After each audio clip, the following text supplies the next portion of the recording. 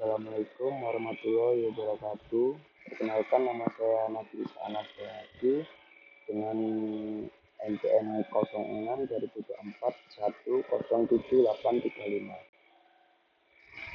Di sini saya akan mempresentasikan dengan judul artikel Quantum Operating System, dengan penulisnya adalah Emmanuel Giortamis, Francisco Romao, Nathaniel Tornow, dan Pramod Bhattacharya. Tahun terbitnya adalah tahun 2025. Kemudian latar belakang penelitian adalah yang pertama, komputer kuantum menghadapi tantangan besar karena keterbatasan perangkat keras, tingkat kebisingan, dan heterogenitas antar quantum processing unit. Kemudian yang kedua, tidak ada sistem operasi yang dapat secara terpadu mengelola sumber daya dan pekerjaan kuantum secara efisien. Dan yang ketiga adalah sistem yang ada masih bersifat sederhana, tidak fleksibel, dan tidak mendukung multi-programming atau cross-layer optimization. Rumusan masalah: bagaimana merancang sistem operasi yang mampu mengelola pekerjaan kuantum di berbagai GPU yang berbeda. Yang kedua adalah menyeimbangkan antara quantum fidelity dan efisiensi sumber daya. Yang ketiga adalah mengurangi waktu antrean pekerjaan tanpa mengorbankan kualitas hasil. Kemudian yang keempat adalah mendukung multiprogramming dan GPU tanpa menyebabkan gangguan antar pekerjaan. Tujuan penelitiannya adalah yang pertama, membangun QoS atau Quantum Operating System yang menyediakan antarmuka API yang independen dari perangkat keras.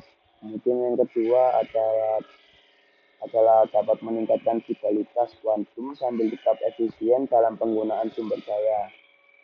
Kemudian yang ketiga, memungkinkan eksekusi banyak pekerjaan kuantum secara bersamaan.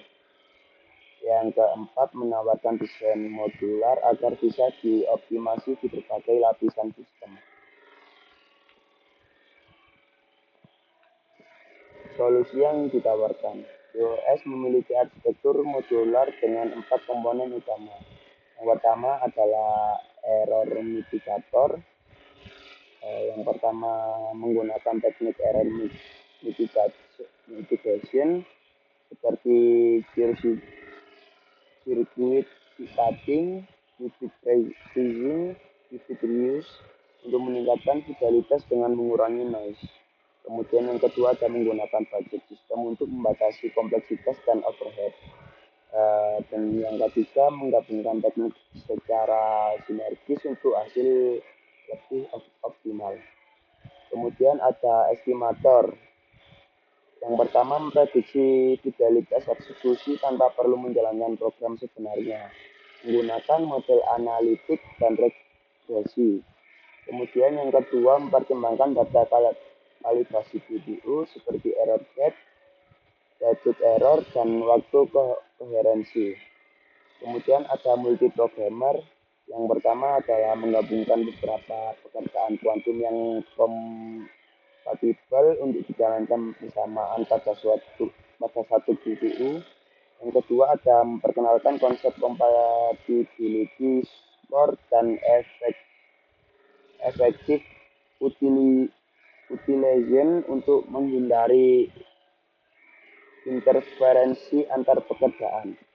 Yang keempat ada scheduler, yaitu yang pertama melakukan penjadwalan berbasis multi objektif, dan kemudian yang kedua menggunakan algoritma heuristik dan genetik algoritm untuk menemukan jadwal optimal. Di sini terdapat gambar QoS memiliki arsitektur modular dengan 4 komponen utama, yaitu di sini ada QoS API, kemudian ada error mitigator, kemudian ada estimator, kemudian multi programmer, kemudian ada scheduler. Dan yang terakhir adalah hasil yang didapatkan dari penelitian ini apa? Hasil menunjukkan peningkatan fidelity 2,6 kali sampai 456, sampai 456,5 kali dibanding kedua, peningkatan utilitas sumber daya hingga 9,6 kali lebih tinggi. Yang ketiga, pengurangan waktu antrean hingga 5 kali lebih cepat. Kemudian yang keempat adalah kompromi fidelitas kecil, hanya 1-3%, lebih rendah rata-rata dibanding baseline. Yang kelima adalah QoS terbukti mampu menyeimbangkan fidelitas tinggi dan efisiensi sistem dalam skala besar. Gambar di bawah ini memperlihatkan peningkatan fidelity atau akurasi hasil computing kuantum setelah diterapkan sistem QoS. Dari sini terlihat bahwa metode QoS mampu menjaga akurasi hasil hingga ratusan kali lebih baik dibanding sistem tradisional seperti Qiskit dan QC, terutama ketika ukuran sirkuit meningkat. Ini membuktikan efektivitas QoS dalam mengelola error dan meningkatkan kualitas eksekusi pada hardware kuantum yang busy. Sekian dari saya. Wassalamualaikum warahmatullahi wabarakatuh. Terima kasih.